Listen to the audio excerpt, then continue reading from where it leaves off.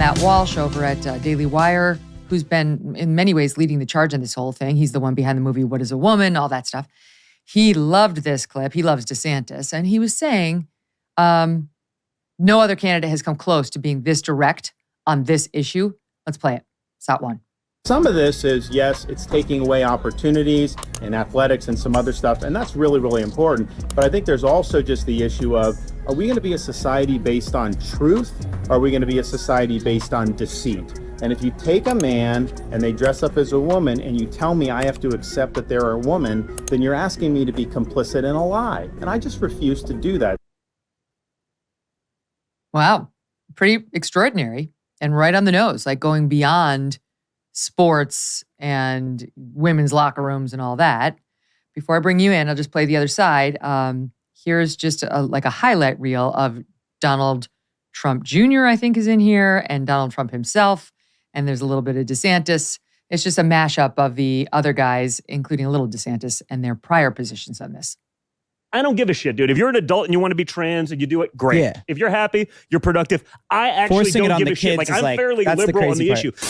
And if you take a man and they dress up as a woman and you tell me I have to accept that they're a woman, then you're asking me to be complicit in a lie. And I just refuse to do that. Speak about North Carolina bathroom law in particular. Leave it the way it is right now. There have been very few problems. Leave it the way it is. Caitlyn Jenner were to walk into Trump Tower and want to use the bathroom, you would be fine with her using any bathroom she chooses. That is correct. That was from David Reboy, who put it together. You can see some lines are being drawn. Let me kick it off with you, Jeffrey, since you are new to the program, but I always admired you while you were in Trump as a fierce on CNN as a fierce Trump defender. It's like you need both sides represented. I'll just say to the audience, this is one of the problems we had last time around at Fox News. We were going into the election in 2016, and we had all these sort of conservatives on who were more establishment types who looked at Trump as a joke. And sooner or later, Roger Ailes realized we had no true Trump defenders on the show. We only had like Republicans who hated him, which really did lead to an imbalance that the audience objected to. So I appreciate you coming on as a full-throated Trump defender, and we'll get to Duncan's perspective too. Go ahead. Your thoughts on this issue and how it's unfolding. Well, I think Donald Trump, in one sense, is a bit of a libertarian when it comes to this. Just shrug your shoulder, do what you're going to do. But I do think, on the other hand, this whole business with Bud Light, I mean, that was not organized. It's not like somebody planned to do that. The outrage, as it were, that swelled up from the bottom, I think really says where the country is. They may not care about some of this, but for heaven's sakes, they're not going to be pushed into going along with some of it, whether it's on sports teams or the silly business with the beer or what have you. And I just think that is a major political force here in this discussion, and you will see it surface again and again and again. I haven't heard Trump talk about this issue lately, Jeffrey. I feel, I could be wrong, but if you were to compare the way I sounded on this issue 4 or 5 years ago versus now, I would sound very different.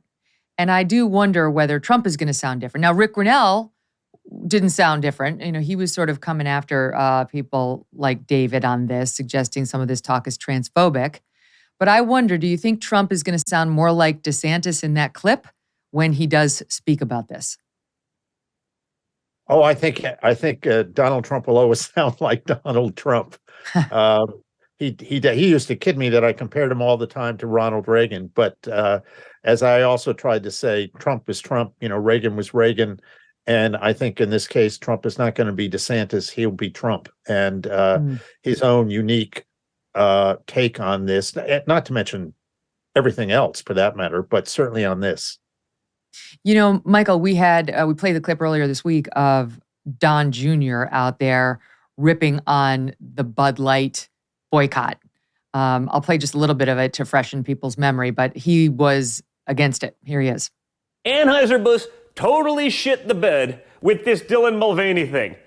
I'm not, though, for destroying an American and iconic company for something like this. When I actually look into it, I'm not going to blame the whole company for the inaction or the stupidity of someone in a marketing campaign that got woke as hell. And we looked into the political giving and lobbying history of Anheuser-Busch.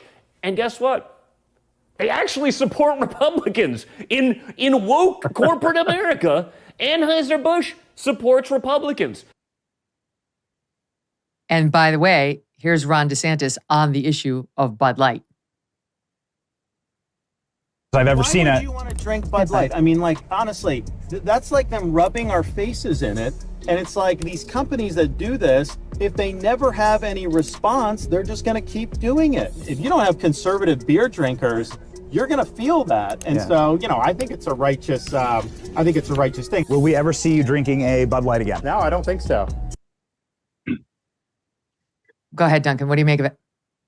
Well, I think number one, there's a particular irony of Team Trump, who has been attacking Ron DeSantis as sort of this globalist shill for the donor set, talking about how, oh, well, Bud Light donates to Republicans, so we got to lay off them, right? Like there's something dissonant about that. Number one, I mean, but then also, I think the Trump team has to decide whether they want to be a commentator about the issue of culture, or if they want to engage in the culture war itself. And, clearly Ron DeSantis has decided that he's going to be a culture warrior on this issue. In particular, it animates the base, not just because of women's sports or, the Dylan Mulvaney issue, but when it comes to kids, that's where I think, primary voters are going to be incredibly animated. And I think, also Donald Trump's clearly uncomfortable talking about these sort of culture issues. You saw it with the bathroom bill and that clip that you played earlier. And so what you'll see is he sort of retreats to commentator Trump. And I've talked about this a lot on the show, where instead of really engaging on the issue or the policy, he's talking to you like a guy on your couch, right? And, you see that with Disney, right? He's out there on Truth Social. He's putting up truths about, oh, DeSantis is getting played by Disney again, yada, yada, yada, how bad that is. But he's not really talking about the issue itself that animates the fight in the first place, right? Which was Disney coming out against the DeSantis legislation in Florida that the media falsely claims is a don't say gay bill. So I think, Donald Trump and his strategy is going to kind of triangulate around the culture war and basically criticize DeSantis or other candidates for what he sees as perceived missteps in the fight, rather than engaging as directly as a Ron DeSantis will. Going to bed at a decent hour did not always mean I got enough sleep. Often I was too hot, too cold, not that comfortable. That changed with my Cozy Earth bedding.